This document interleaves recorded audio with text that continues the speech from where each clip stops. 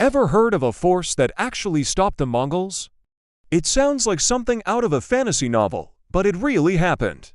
In the 13th century, the Mongol Empire was an unstoppable storm, sweeping across Asia and into Europe.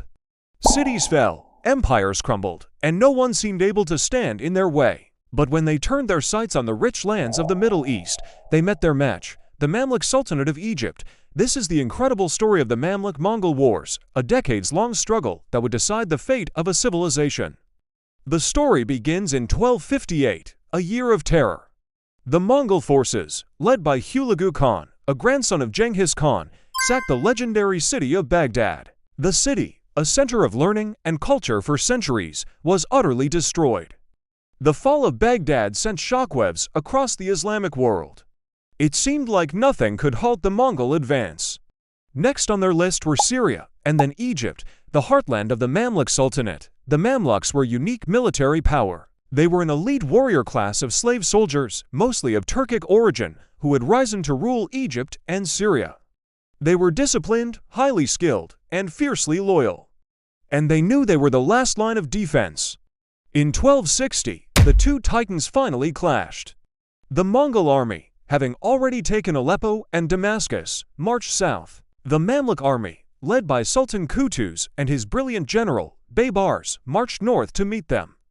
The fate of the region hinged on a single battle, fought at a place called Ain Jalut, or the Spring of Goliath, in modern-day Palestine.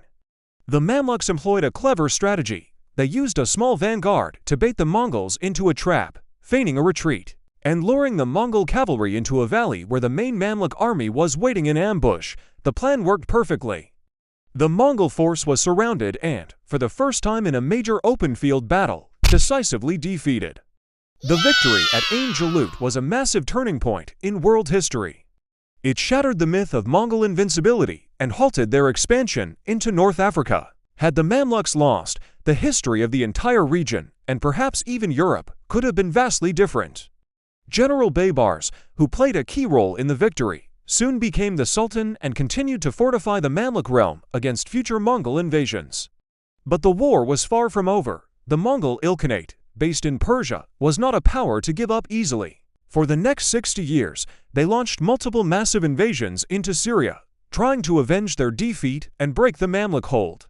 Battles raged across the Levant, with cities like Homs and Marj al-Safar becoming famous battlegrounds. The Mamluks, masters of defensive warfare and logistics, consistently repelled these invasions. They built a sophisticated network of fortresses, signal fires, and a rapid postal service to quickly mobilize their forces. While the Mongols won some temporary victories, they could never hold Syrian territory for long. Finally, in 1323, after decades of brutal conflict, a peace treaty was signed. The Mongol Ilkhanate, having converted to Islam, finally gave up its ambitions of conquering Egypt and Syria.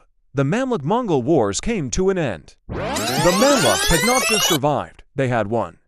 They preserved the cultural and religious heartlands of the Islamic world from total destruction, allowing centers like Cairo to flourish as beacons of art, architecture, and scholarship. This epic conflict is a powerful reminder that even against what seems like an unstoppable force, courage, strategy, and resilience can change the course of history.